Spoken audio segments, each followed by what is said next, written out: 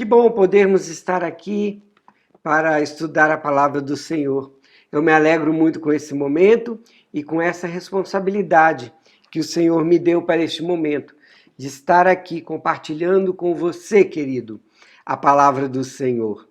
O tema da nossa lição da Escola Bíblica Dominical para este domingo é Orai uns pelos outros. É a última lição da nossa revista Uns aos Outros. É a última lição. E o que nós vamos fazer para a próxima semana? Nós vamos voltar. Enquanto o nosso Conselho de Educação está traçando a estratégia para os próximos estudos, e nós vamos voltar para a lição 1, que vamos rever alguns pontos sobre a introdução à mutualidade. Devemos fazer assim pelas 4 próximas lições. Então você, por favor, reestude as lições durante a semana, assim como as leituras bíblicas sugeridas pelo autor, para que possamos crescer ainda mais nesse assunto. Rever temas não é um remendo. Nós estamos aqui fazendo um reestudo da palavra de Deus. Então volte, reveja os temas e nós vamos na próxima semana voltar à lição 1. Vamos nessa lição, orai uns pelos outros, refletir sobre 3 questões. 3 questões. Por que devemos orar uns pelos outros? Quando devemos orar uns pelos outros? E como devemos orar uns pelos outros? Eu convidei para desenvolver a reflexão do segundo ponto o irmão Omar Leal. Ele vai nos dirigir nesse segundo ponto, sobre quando devemos orar uns pelos outros. Bom, para iniciar um estudo sobre oração, vamos orar, pedindo que Deus nos abençoe. Pai eterno, muito obrigado por este momento de estudo da sua palavra. Pedimos que o Senhor nos abençoe e nos guarde, e que tudo que façamos aqui glorifique o teu nome e edifique as nossas vidas. Eu te agradeço pela participação do irmão Omar conosco e também peço por ele, que o Senhor o abençoe e o guarde. Peço também que o Senhor abençoe os meus irmãos e que ao ouvirem esse estudo bíblico, eles sejam muito abençoados, assim como nós temos sido através desses estudos. Usa-nos, Senhor, para a honra do teu nome mais uma vez. Te pedimos assim, em nome de Jesus. Amém. Bom, logo na introdução, o nosso autor, ele trata da seguinte consideração. Quem ora a Deus, confessa a sua fé, a sua confiança e a sua dependência em Deus. Porque o ato de buscar a Deus em oração já inicia o processo do milagre do Senhor. Porque nós assim demonstramos que cremos nele e que ele é suficiente para nós. E, diferentemente dos gentios, como diz o texto de Mateus 6:8, nós, não sendo como eles, sabemos que antes de pedirmos, Deus já conhece os nossos pedidos. Nós não oramos para revelar a Deus os nossos pedidos, os nossos anseios.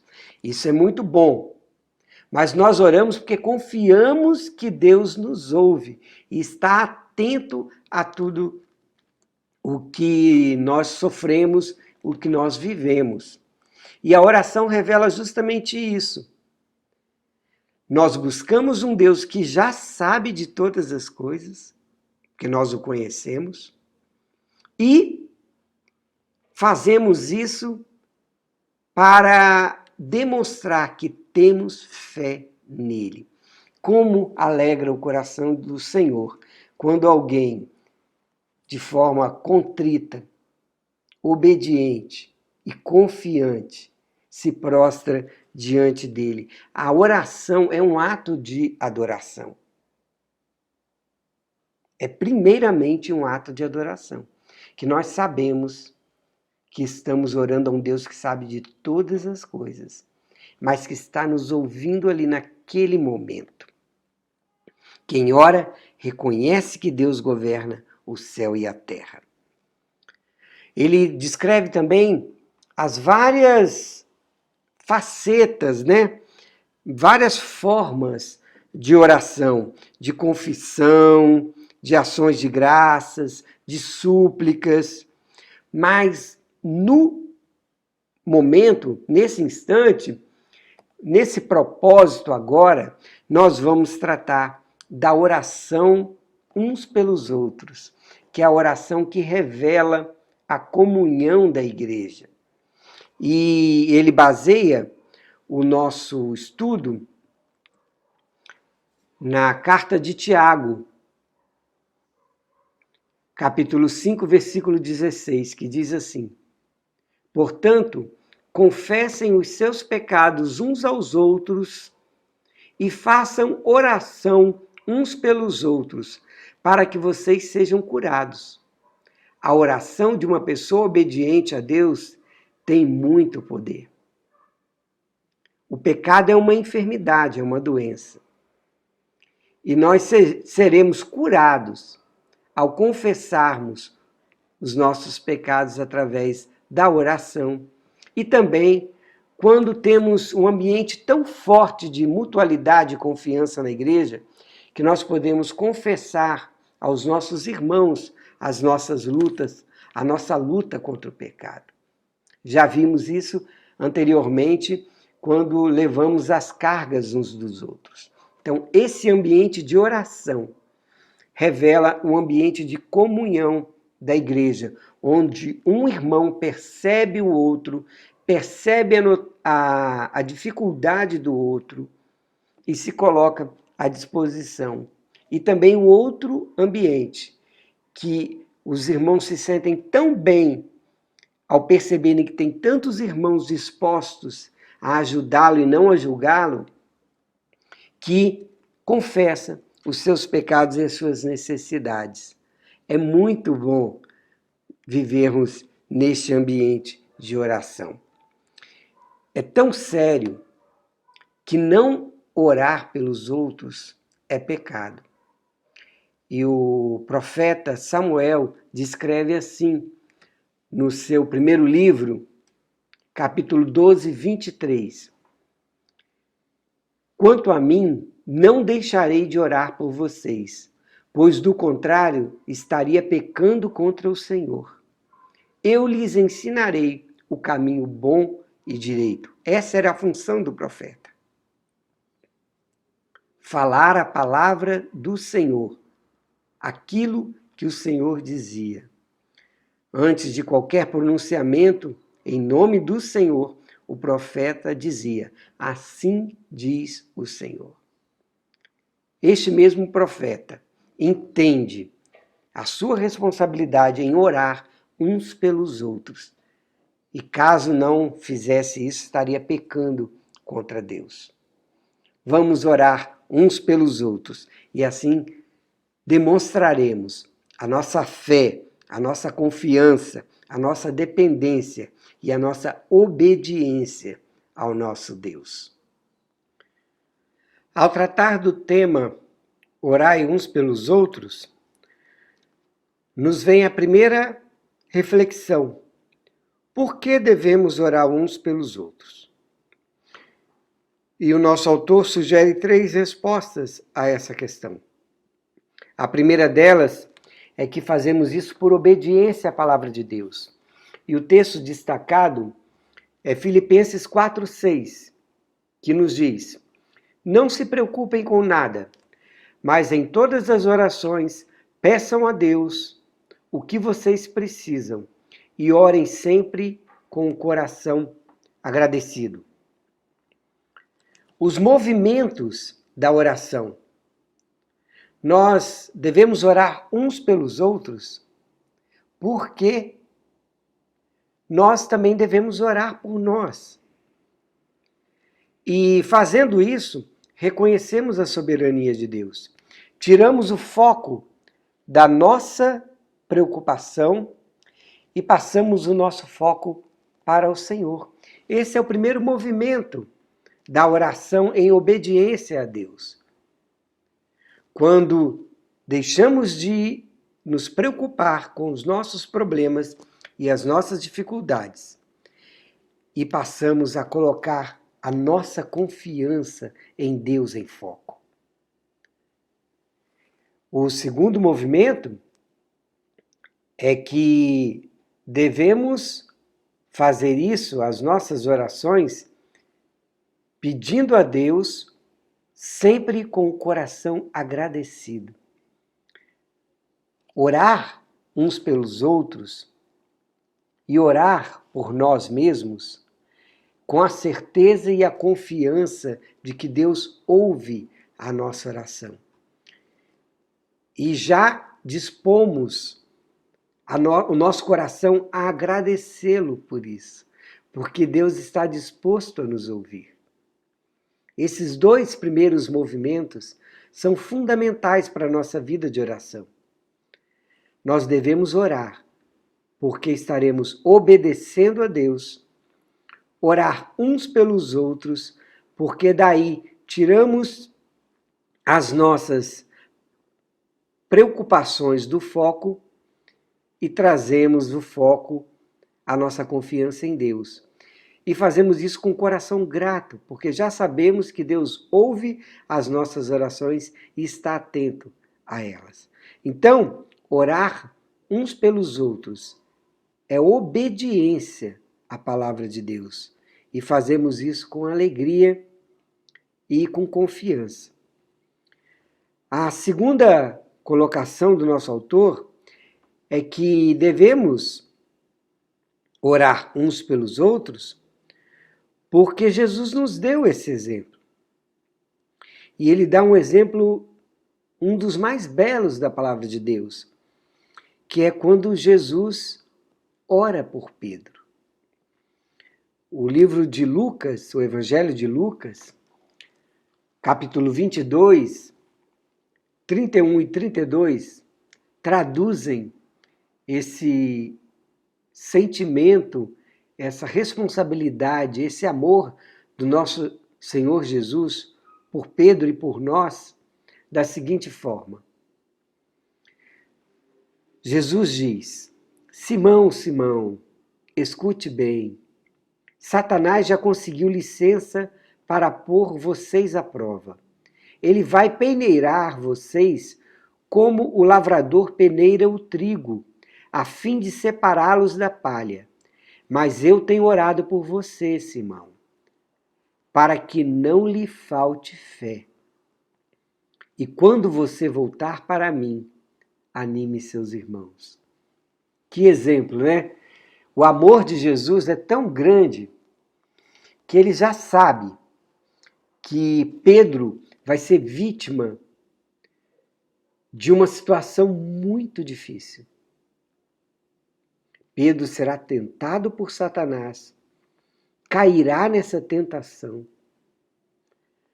mas Jesus intercede por Pedro para que ele não perca a sua fé, para que Pedro tenha fé, mesmo no momento difícil, que não lhe falte a fé em Deus quando ele for tentado.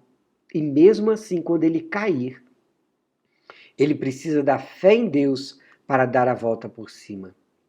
Jesus disse que ele vai ser amassado, peneirado, assim como o trigo. O trigo sofre a pressão junto ao aro da peneira. E assim ele é peneirado. Assim Pedro vai ser moído ali, como o trigo na peneira. Jesus, prevendo isso, intercede por Pedro, para que Pedro não perca a fé, para que não lhe falte fé nesse momento tão difícil e perturbador da sua vida. Se você está prevendo na vida de algum irmão que ele está indo por um caminho difícil, interceda por ele, assim como Jesus intercedeu por Pedro, para que não lhe falte fé. E ainda, Jesus já revela os seus planos de, através da vida de Pedro, ministrar ânimo aos seus irmãos. Pedro, você vai passar por uma prova grande. Eu vou orar para que você não perca a fé. E depois você vai voltar e assim vai animar os seus irmãos. É uma oração intercessória tão comovente que revela o amor de Jesus e a disposição de Jesus em receber Pedro de volta para animar e assim ministrar a sua igreja. São os planos do Senhor para nós. São muito maiores do que nós imaginamos, né? Devemos orar uns pelos outros também, porque esse é um exercício espiritual que nos foi deixado. Primeira carta de Pedro, capítulo 2, versículo 9, diz que nós somos raça escolhida, sacerdotes do rei, nação completamente dedicada a Deus, o povo que pertence a Ele. Vocês foram escolhidos para anunciar os atos poderosos de Deus, que os chamou da escuridão para a sua maravilhosa luz. O exercício sacerdotal é de todo crente. Não é uma função exclusiva do pastor orar pelas suas ovelhas. Todos nós devemos orar uns pelos outros, inclusive pelos nossos pastores. É uma passagem que confirma o sacerdócio universal do crente, que todo crente deve orar por seus irmãos. E esse exercício espiritual nos foi dado para mantermos o foco uns nos outros, o foco em Deus, e assim ministrarmos uns aos outros. Martinho Lutero ensina que todo crente pode orar um pelo outro, não somente os clérigos.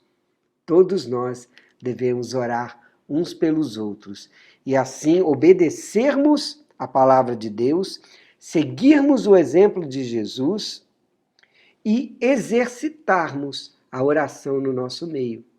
A oração será um exercício comum entre nós, uma prática comum entre nós quando nós orarmos uns pelos outros. Que seja assim a nossa igreja e que seja assim a nossa postura de oração.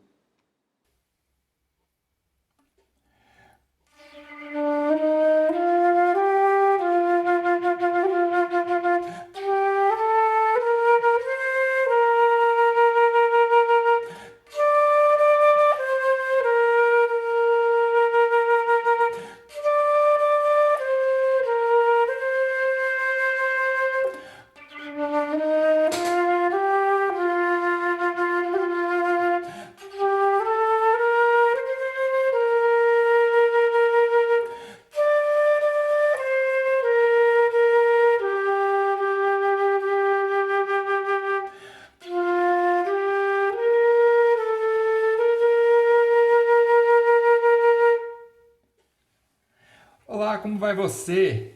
Vamos partir para esta parte agora da aula, né? Orai uns pelos outros. E você sabia que a música também é uma forma de expressão da oração? A música é uma forma de oração, né? Esse hino, por exemplo, logo pela manhã, dá ouvidos a minhas palavras, ó Senhor. Atende aos meus gemidos, atende a minha voz, atende o meu clamor. Rei meu, Deus meu, pois é a ti que oro. Né? Salmos, capítulo 5, versículos 1 e 2. Mas, afinal de contas, o que é oração? Quando devemos orar? Quais os momentos que nós devemos orar? Eu sou o Omar Leal e nessa parte da aula nós vamos considerar essas perguntas com essas respostas. Eu espero que a palavra de Deus fale muito ao seu coração, porque tem falado ao meu coração. E o desejo é que fale ao seu coração também. Né? Quando que nós devemos orar uns pelos outros? Né? Na verdade, em termos de momento, a palavra de Deus nos ensina que a oração ela tem que ser constante. A oração ela tem que ser por todo o tempo, todo o período, né, do dia. A vigilância. Eu não sei se você sabe, eu trabalhei muitos anos no serviço de bombeiros e nós ficávamos em prontidão, em vigilância. Assim que o alarme tocava, tínhamos que estar prontos para ao atendimento das ocorrências, incêndios, salvamentos, enfim, uma série de ocorrências. O cristão deve estar atento. Nós não sabemos o momento que seremos chamados para fazer uma intervenção, um aconselhamento, uma evangelização. Devemos estar preparados. Então, 1 aos Tessalonicenses, capítulo 5, versículo 17, orai sem cessar. Orai sem cessar. E eu trago também um trecho, juntamente com o autor desta lição, que fala sobre aquele momento em que o apóstolo Paulo explicou sobre as partes da armadura da fé. Você lembra as partes da armadura da fé, né? A couraça, o capacete, né? Calçados nos pés, né? Na evangelização, nessa paz. Então, nessa parte, depois que ele descreve todo, ele termina com o escudo da fé, né? Para apagar os dardos inflamados do maligno. Paulo diz que é necessário orar, é necessário exercício da fé. Então, lá aos Efésios, no capítulo 6, versículo 18, ele pede para que a igreja ore. Para que a igreja ore por si e ore também pelos outros. E em especial quando ele faz o destaque em que ele, mesmo preso, ele necessita das orações para o encorajamento do anúncio e da proclamação do Evangelho.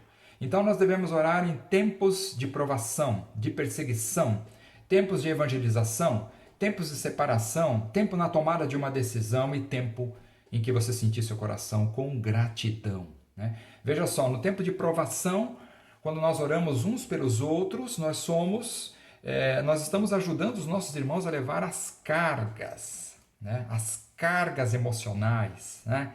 Cargas de momentos de tristeza, momentos de traição, momentos de profunda decepção, né? Então é agora que você ajuda seu irmão, ajuda seu amigo, ajuda seu vizinho em oração para ajudá-lo a carregar essas cargas, né?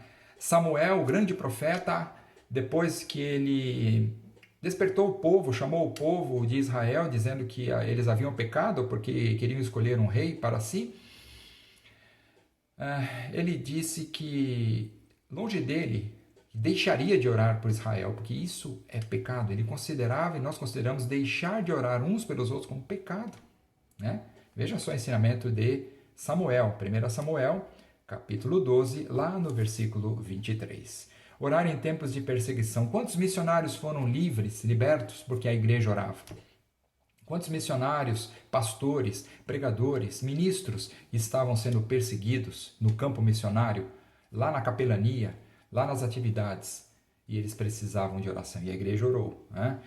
Momentos de evangelização, anunciar o evangelho nesses ambientes hostis. Vejam que a igreja de Antioquia, lá em Atos, no capítulo 13, confira lá na sua Bíblia, orou pelos seus missionários. Ele despedia os missionários em oração. Né? Que maravilha, que ensino maravilhoso. Orar em tempos de divisão, orar em tempos de separação. Né? Nós estamos vivendo essa pandemia, essa quarentena, estamos separados fisicamente.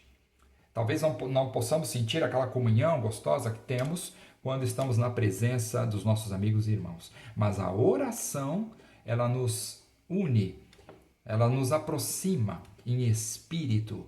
Podemos sentir a comunhão com Deus e podemos sentir também a comunhão quando oramos uns pelos outros. E o foco dessa oração é a paz e a unidade. Veja lá, confira depois em Mateus, no capítulo 5, no versículo 9. Tempos de decisão, temos que tomar decisões, vestibular, mudança de emprego, mudança de endereço, né? Mudanças de cidade às vezes, né? O casamento, né? As várias fases que o casamento tem. Então, e essas mudanças estejam de acordo com a vontade de Deus. A nossa mente transformada, Romanos capítulo 12, versículos 1 e 2, renovada pela presença do Espírito Santo. Finalmente, queridos, nós não devemos deixar de orar em tempos de gratidão, de bênçãos, de vitórias, de conquistas, respostas de Deus, as curas. Quantas vezes os remédios deixaram de ser utilizados ou foram utilizados pela metade porque Deus mandou a cura, não é verdade? Né? Então eu quero dizer a você a importância de orar, falar com Deus, né? Falar com Deus na sua simplicidade, conversar com Deus, não deixe de conversar com Deus e aproveite esses momentos em que você pode ter mais tempo para estar se aproximando de Deus. Que Deus possa te abençoar ricamente e que essa palavra te anime a estar mais próximo de Deus em oração. Deus te abençoe e forte abraço. Obrigado, Omar, pelo enlevo dessa ministração tão oportuna e ainda com arte. Muito obrigado, Deus abençoe a sua vida. Bom, já vimos o porquê devemos orar uns pelos outros, quando devemos orar uns pelos outros, e agora vamos meditar sobre como devemos orar uns pelos outros. E a palavra de Deus nos dá várias orientações nesse sentido. O nosso autor destaca 5 citações da palavra de Deus que nos faz entender que devemos orar uns pelos outros e como devemos fazer isso. E o primeiro tópico que ele diz é que devemos ser persistentes na oração. Devemos orar continuamente. E ele cita Colossenses 1:9, que diz assim: por esse motivo, desde o dia em que ficamos sabendo de tudo isso, nunca paramos de orar em favor de vocês.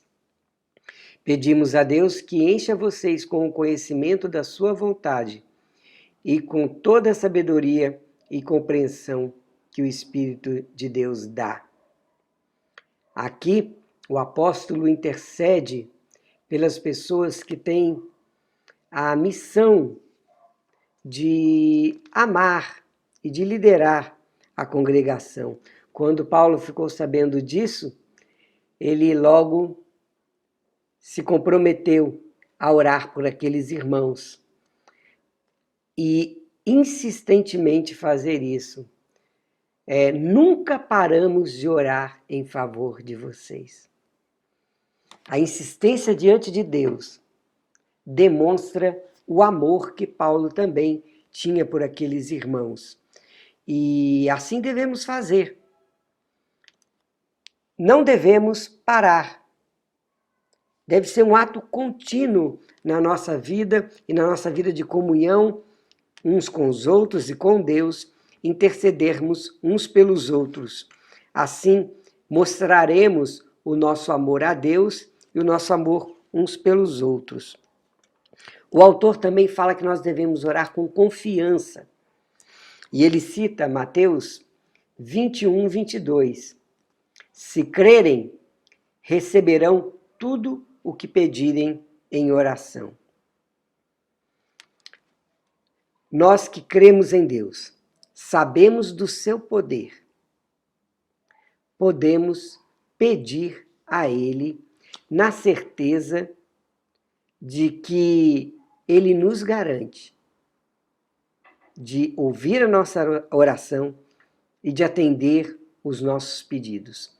Às vezes, nem sempre a resposta do Senhor é a que queremos, mas Deus nos responderá. E com certeza, a sua resposta supera de forma inimaginável aquilo que pedimos. Deus é muito bom, Ele é bom sempre. Por isso que devemos orar e clamarmos a Ele, crendo que a resposta que teremos é a melhor possível, porque é a resposta de um Deus que nos ama. Então, tudo que oramos ao Senhor, crendo que receberemos, será assim na nossa vida. Orando, crendo que vamos receber a resposta do nosso Senhor. Orando confiadamente, nunca duvidando, como destaca em Tiago 1,6. Porém, peçam com fé e não duvidem de modo nenhum, pois quem duvida é como as ondas do mar, que o vento leva de um lado para o outro. Não são as circunstâncias que nos levam a crer ou não crer em Deus. Nós cremos e sabemos que a resposta que teremos de Deus é a melhor e não duvidamos disso de modo algum. Devemos renovar a nossa fé, confessar a nossa fé. Diante de um problema, às vezes eu tenho essa atitude, e sempre sou feliz, bem-aventurado quando tenho essa atitude, de confessar a minha fé. A situação está difícil, eu falo, Senhor, o Senhor é o meu Deus. O Senhor sabe por que isso está acontecendo. Me ajude a manter o controle. São orações relâmpagos, mas onde eu expresso a minha fé e a minha confiança no Senhor. Devemos orar também de forma obediente. E o autor destaca aqui a obediência como a aptidão que Deus nos dá, a licença que Deus nos dá para vivermos uma vida diante dele. A dignidade que só Deus dá quando nós confessamos os nossos pecados. Quando temos o coração puro diante de Deus, Ele ouve a nossa oração. A primeira carta de João diz assim, 1 João 1,9. Se confessarmos os nossos pecados a Deus, Ele cumprirá a sua promessa e fará o que é correto. Ele perdoará os nossos pecados e nos limpará de toda a maldade. Esse tipo de oração, de confissão de pecados, nos aproxima de Deus e nos mostra que nós queremos submetermos os nossos prazeres, as nossas vontades, à sua ordem e a sua orientação de vivermos afastados do pecado. A oração obediente é aquela oração que nós pedimos a Deus para tirar todo o obstáculo da nossa vida, até aquela coisa que nós nem sabemos. Quando o salmista pede para que Deus sonde o seu coração, vê se há em mim algum caminho mau e livra-me, Senhor, desse caminho mau. É a oração do contrito diante de Deus, daquele que se coloca de forma obediente diante do Senhor. E de forma humilde também. Devemos orar de forma humilde diante de Deus. Tiago 4,6 assim nos ensina. Porém, A bondade que Deus mostra é ainda mais forte, pois as Escrituras Sagradas dizem: Deus é contra os orgulhosos, mas é bondoso com os humildes. Que Deus seja o grande em nossa vida. Nos apresentemos a Ele de forma humilde, de coração contrito, que nós precisamos dos seus conselhos. E Ele nos ouvirá. A oração do servo humilde, de um coração contrito, Deus nunca despreza. Deus repele os orgulhosos, mas quer próximo dele os humildes, aqueles que se colocam humildemente diante dele, reconhecendo que ele é Senhor. Não é Deus que se ajoelha diante de nós, é nós que nos ajoelhamos diante de Deus. Deus é Senhor, nós somos servos. E devemos fazer isso juntos também com os nossos irmãos. Mateus 18, 19 e 20 nos ensina: e afirmo a vocês que isto também é verdade. Todas as vezes que 2 de vocês que estão na terra pedirem a mesma coisa em oração, isso será feito pelo meu Pai, que está no céu. Porque onde 2 ou 3 estão juntos em meu nome, eu estou ali com eles. A comunhão da igreja é bela aos olhos do nosso Deus. Isso toca o nosso Deus.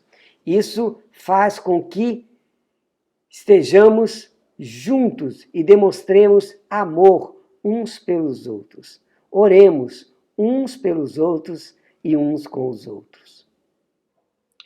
Concluindo o estudo dessa semana, convido você a orar sempre por você mesmo e orar pelos seus irmãos, porque assim estaremos cumprindo as ordenanças do nosso Deus.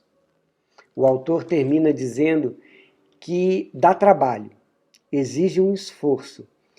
E esse esforço é muito pouco reconhecido. Mas Deus vê tudo e sabe da sua disposição. O texto de Mateus 6, versículo 6, diz que quando orar, vá para o seu quarto, feche a porta e ore ao seu Pai, que não pode ser visto. O seu Pai, que vê o que você faz em segredo, lhe dará a recompensa. A maior recompensa que temos da oração é a convivência com Deus. E Ele está nos vendo e está se alegrando conosco, porque nós o buscamos, demonstrando assim a nossa fé e confiança nele. Ore por você, ore uns pelos outros. Ore com os outros. Ainda é complicado, né? Porque além de acertar a nossa agenda, nós temos que reservar um horário para orarmos, para dedicarmos a devoção. E quando junta pessoas, ainda é mais complicado, que o grupo todo tem que rever os seus horários. Vamos colocar a nossa vida, o nosso tempo à disposição do Senhor, e Ele vai nos dar sabedoria para termos tempo certo e ocasião certa para tudo, sabendo que a oração a Deus é o princípio básico do compromisso do crente com Deus. Ore a Deus, tenha uma vida devocional e assim cultive e espalhe esse sentimento, essa disposição com todos os que estão ao seu redor na igreja. Que essa lição fale profundamente ao nosso coração e que sejamos homens e mulheres de oração. Querido, como eu instruí no início, na próxima semana nós vamos voltar à lição 1 da revista Uns aos outros. Faça isso para que desenvolvamos no nosso meio a mutualidade. Deus nos abençoe e até a próxima. Tchau, tchau.